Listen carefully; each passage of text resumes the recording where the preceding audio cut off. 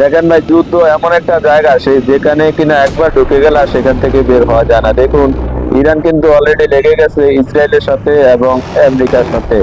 আমেরিকার যত জায়গায় যুদ্ধ বিমান ঘাঁটি আছে তত জায়গায় কিন্তু ইরান হামলা দিয়েছে এবং যুদ্ধ ঘাঁটি ধ্বংস করে দিয়েছে যুক্তরাষ্ট্রের।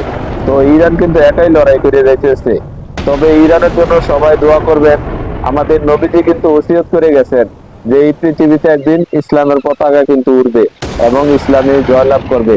তো সবাই ইরানের জন্য দোয়া করবেন।